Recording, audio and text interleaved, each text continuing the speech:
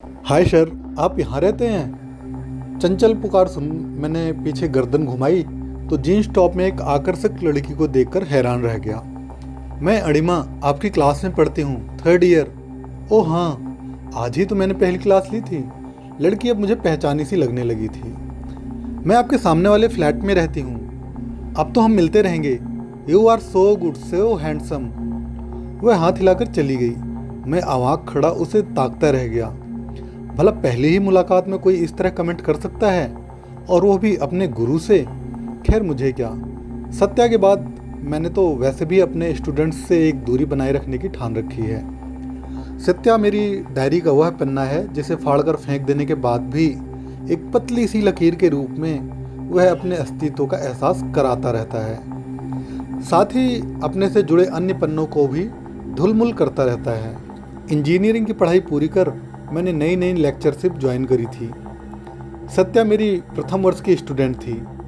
पढ़ाते पढ़ाते जाने कब एक दूसरे को नज़रों से भी पढ़ने लगे।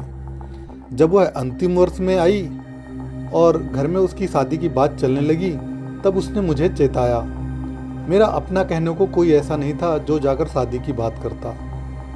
माता पिता का देहांत हो चुका था और एकमात्र बड़ी बहन परिवार सहित विदेश में बस चुकी थी, जिससे कम ही संपर्क हो पाता था। लिहाजा मैं स्वयं ही जाकर उसके माता पिता से मिला, लेकिन उन्होंने इस रिश्ते को सिरे से नकार दिया। मेरी जाति, परिवार, नौकरी कुछ भी तो उन्हें पसंद नहीं था। बिजनेसमैन पिता ने बेटी के लिए बिजनेसमैन दामाद ढूंढकर उसका ब्याह रचा दिया। आम प्रेम कहानियों की तरह मेरी प्रेम कहानी को भी पूर्ण विराम लग गया। उसके बाद कुछ रिश्ते आए, लेकिन मेरी अरुचि देखकर सबने हाथ झाड़ दिए। तब से मैंने अपने स्टूडेंट्स से एक खास दूरी बनाए रखना शुरू कर दिया। वैसे भी अब इन सब बातों की उम्र नहीं रही, लेकिन ये लड़की, बाप रे बाप, पहले दिन से ही सिर पर चढ़ी आ रही है। एक से एक चुस्त और आकर्षक पहनावे में वह मेरे सामने आ धमकती। एक दिन तो रात को 10 बजे घंटी बजा दी। आज ये वाला टॉपिक कुछ समझ नहीं आया सर, जरा फिर से समझा दीजिए। मैं हड़बड़ा गया, फिर संभल कर बोला, अभी मैं कुछ आवश्यक नोट्स बना रहा हूँ, कल क्लास में समझ लेना। अगले दिन कक्षा में 15 मिनट लगाकर मैंने वह टॉपिक फिर से समझाया। स्टूडेंट्स एक दूसरे को देखकर हैरान हो रहे थे, तो मैंने सफाई दी। कुछ बच्चों को कल यह टॉपिक समझ नहीं आया था, इसलिए दोबारा बता रहा हूँ। क्लास से बाहर निकलते वक्त आगे भीड़ में जाती अणिमा से मैंने पूछा, क्यों आज आ गया समझ में? मुझे तो कल ही समझ आ गया था। उसने लापरवाही से गर्दन झटकी और चलती बनी। मेरा खून खौल उठा। यह लड़की अपने को समझती क्या है? इसके तो घर पर शिकायत करनी पड़ेगी। बित्ते भर की है और बाप की उम्र के आदमी से मस्खरी करती है। शाम को बाजार होते हुए घर लौटा तो अणिमा एक तस्तरी में डोसा सजाए मेरा इंतजार कर रही थी। उसकी हिम्मत देख मैं हैरान था। ये लड़की किस मिट्टी की बनी है? इसे कुछ भी कहना सुनना खुद का दिमाग खराब करना है। मैंने प्रत्यक्ष में इतना ही कह दिया, मुझे नहीं चाहिए। ले लीजिए, मैंने घर पर बनाया है। सामने से एक मधुर आवाज़ गूंजी। मैंने आवाज़ की दिशा में सिर उठाया। कसीदे का प्याजी पटियाला सूट, उस पर गुलाबी दुपट्टा डाले एक सौम्य मूर्ति को सामने वाले फ्लैट के दरवाजे पर देखकर मैं हैरान रह गया। मेरी मम्मा। इतने दिनों में अणिमा की माँ से पहली बार मेरा आमना सामना हुआ था। मैं अपलक उन्हें निहार रहा था। सादगी, सौम्यता और सुंदरता की देवी मानो साक्षात मेरे सामने आ खड़ी हुई थी। सर, डोसा ठंडा हो रहा है, अणिमा ने चिताया, तो मैंने चुपचाप उसके हाथों से तस्तरी थाम ली। फिर तो यह रोज का सिलसिला हो गया। कभी गाजर का हलवा तो कभी छोले भटूरे। उनका एक ना एक बर्तन हर वक्त मेरे यहाँ पड़ा रहता। एक बार मैंने संकोचवश मना भी किया, देखिए यह रोज रोज अच्छा नहीं लगता। मैं तो आप लोगों को कुछ भी नहीं भेज पाता। क्या हर चीज़ कुछ पाने की आस में ही दी जाती है? इंसान अपने संतोष के लिए किसी को कुछ नहीं बांट सकता। मैं और अनु तो आपको अपना समझकर ये सब कुछ पकड़ा जाते हैं। आपको यदि नहीं पसंद तो ठीक है। नहीं नहीं, चलने दीजिए, मैं यकायक बोल उठा। शायद इसी को इमोशनली ब्लैकमेल होना कहते हैं। अणिमा पर भी अब मुझे गुस्सा नहीं आता था, बल्कि उसकी छेड़छाड़ मस्खरी का मैं भी आनंद उठाने लगा। मुझे यहाँ आए महीना भर होने वाला था, लेकिन आश्चर्य की बात थी कि अभी तक अणिमा के पापा को मैंने नहीं देखा था।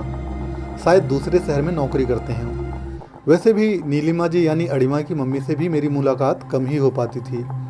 मेरे कॉलेज जाने के बाद वो बैंक निकलती थी और शाम को बाजार का काम निपटाते हुए काफ़ी देर से घर लौटती थी, जबकि मैं दोपहर को ही लौटकर घर में बंद हो जाता था। अपनी अध्ययनशील और एकाकी प्रवृत्ति के कारण किसी से घुलने मिलने का मेरा स्वभाव नहीं था।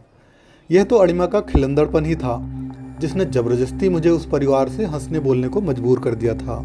यह शायद कहीं बहुत अंदर दुबका हुआ नीलिमा जी के प्रति एक चोर आकर्षण, जो भी हो, उस परिवार के प्रति मैं एक गहन अपनत्व महसूस करने लगा था।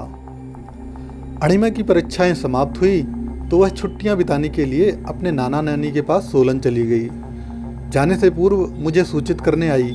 मुझे उदास देख बोली, उदास मत होइए सर, मामा यहीं पर है, उनके बैंक में छुट्टी नहीं है। उसकी दबंगता से हैरान मैं उसे ताकता रह गया। इस लड़की के मन में आखिर है क्या? कॉपी वगैरह चेक करने मुझे रोज ही कॉलेज जाना पड़ता था। एक दिन शाम को बाजार में सब्जी खरीदते वक्त नीलिमा जी से मुलाकात हो गई। लौटते हुए हम साथ हो लिए। घर आने पर उन्होंने चाय का प्रस्ताव रखा तो मैं इनकार ना कर सका। शायद इसी बहाने उनके पति के बारे में कुछ पता चले। वे ताला खोलने लगी तो मैंने पूछ लिया। अड़िमा के पापा शायद बाहर जॉब करते हैं। उनके मनोभाव देखकर लगा मैंने कोई अप्रिय बात पूछ ली है, लेकिन तीर कमान से निकल चुका था। मैंने बात को संभालने का प्रयास किया। कभी देखा नहीं। गैस पर चाय चढ़ाते हुए वे निर्विकार भाव से बोली, वे अब हमारे साथ नहीं रहते। क्या? मैं चौंक उठा। इस उत्तर की तो मैंने कल्पना ही नहीं करी थी। निशांत जी, किसी भी इंसान को जिंदगी में सारे सुख तो नहीं मिल सकते ना। अपने माता पिता की इकलौती संतान हूँ। बहुत लाड प्यार से उन्होंने मुझे पाला, ऊंची शिक्षा दिलाई, अच्छी नौकरी मिल गई। फिर अच्छा घर परिवार देखकर उन्होंने मेरी शादी भी कर दी। पर चाय तैयार हो गई थी। हम अपने अपने कप लेकर बैठक में आ गए। जयेश की और मेरी निभ नहीं पाई। किसी एक के साथ बंधकर रहना उसे पसंद ही नहीं था। मैंने निभाने की बहुत कोशिश की। अड़िमा उसी का परिणाम है। मैं सोचती थी कि बच्चे के आने से वे सुधर जाएंगे, पर ऐसा कुछ नहीं हुआ। पता नहीं मेरा भाग्य खराब था या मुझ में ही कोई कमी थी।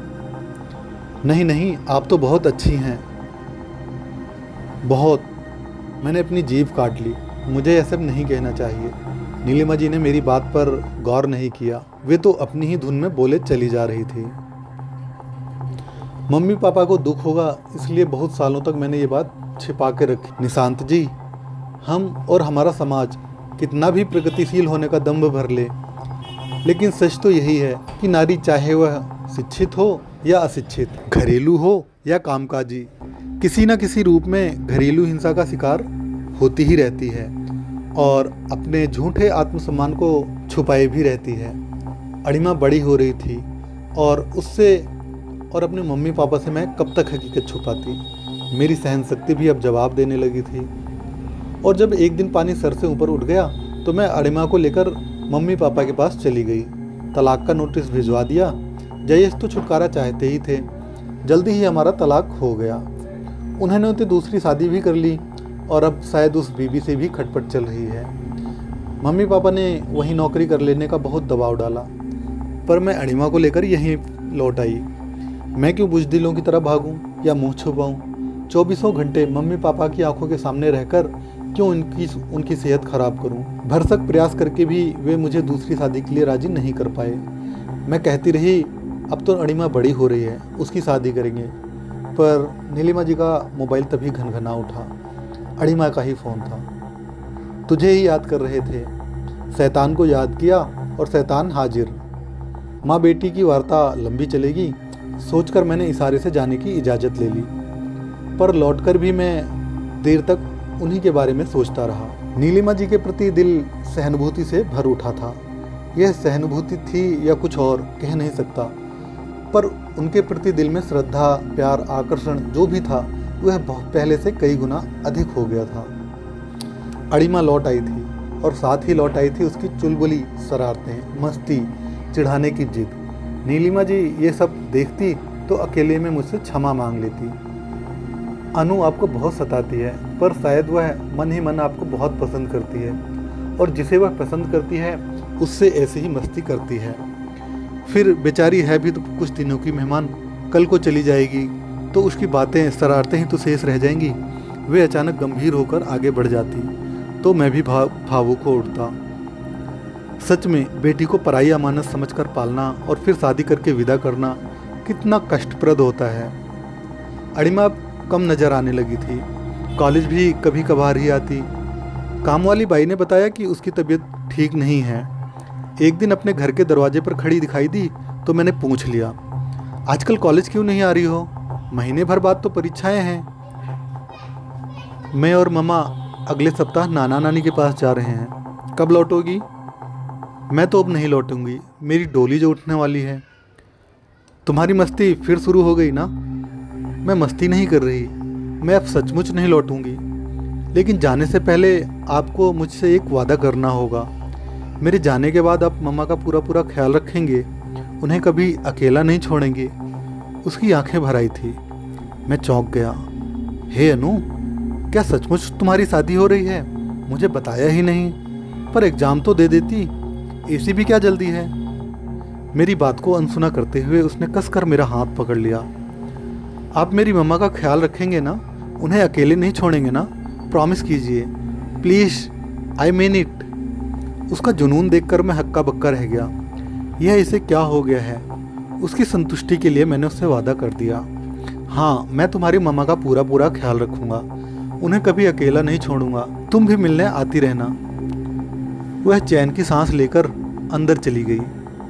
मैं चेहरे पर नासमझी के भाव लिए कॉलेज चला गया, लेकिन मैंने निश्चय कर लिया कि नीलिमा जी से बात करूंगा। वे अड़िमा की परीक्षा जरूर दिलाएं। इतनी पढ़ी लिखी होकर भी वे भला अपनी बेटी के भविष्य के साथ खिलवाड़ कर सकती हैं। दोपहर में घर लौटा तो नीलिमा जी कॉरिडोर में ही नजर आ गई। वे मोबाइल पर बात कर रही थी। हाँ मम्मी, सारी पैकिंग कर ली है, पर इस पगली को देखें ना, फिर से वही जिद लेकर बैठ गई है। आपको मेरी बात माननी होगी। मेरे जाने के बाद आप अकेले नहीं रहेंगी। मैंने आपके लिए ये ढूंढ लिया है, मैंने आपके लिए वो बात कर ली है, जाने क्या क्या बड़बड़ाती रहती है। बड़ी मुश्किल से डांट कर सुलाया है, इसीलिए तो बाहर आकर बात कर रही हूँ। मुझे आते देखकर वे चुप हो गई। अच्छा बाद में बात करते हैं कहकर उन्होंने फ़ोन काट दिया। आप लोग सोलन जा रहे हैं क्या? हाँ, मम्मी पापा ने इसी प्रॉमिस पे हमें यहाँ छोड़ा कि एक तो अड़िमा हर छुट्टियों में उनके पास जाकर रहेगी और दूसरे उसकी विदाई यहीं से होगी। उनकी आंखें भीग गई थी। मैं समझता हूँ आपको और आपकी भावनाओं को, पर अड़िमा के एग्ज़ाम तो हो जाने देती, इसी भी क्या जल्दी है शादी की? शादी? किसकी शादी? नीलिमा जी हैरत से मुझे देखने लगी तो मैं चकरा गया। कहीं उस लड़की ने फिर से मुझे बेवकूफ़ तो नहीं बना दिया?